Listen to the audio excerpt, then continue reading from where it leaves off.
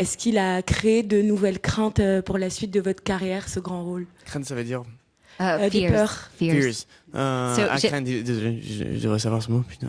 Mais, je galère en français. Si je suis là pour une semaine ou 2 semaines, ça me revient vite, mais là, je galère un petit peu.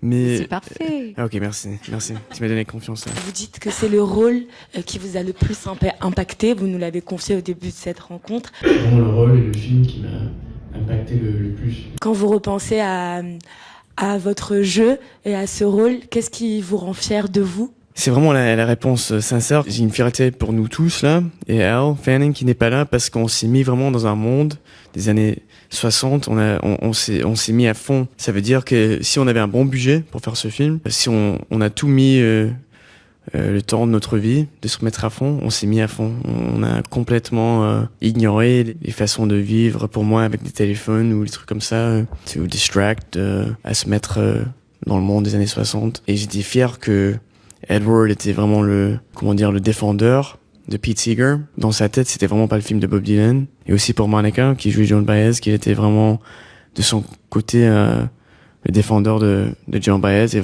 vraiment, tout le monde avait cette mentalité. Et c'était un peur pour moi, un craint, avant qu'on commence, que genre ça devient un autre truc Hollywood, un peu genre le music biopic qui s'est fait plusieurs fois maintenant. Mais c'est un personnage, Bob Dylan.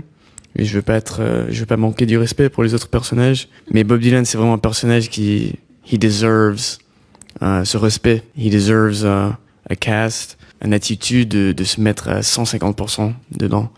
Et on a fait ça, et c'est vraiment pas seulement le film de Bob Dylan. Je trouve que c'est vraiment un film qui suit les années 60. Il y avait une nouvelle vague en France, et aux États-Unis, c'était notre nouvelle vague. C'était ce moment musical. Et par rapport aux craintes, non, je pense pas. Franchement, j'ai de moins en moins des craintes. Parce que j'ai presque 30 ans et ce vie est trop bizarre de se lancer dedans avec un aspect politique. Et quel drôle de vie de choisir pour soi-même, pour le vivre avec plein de peur.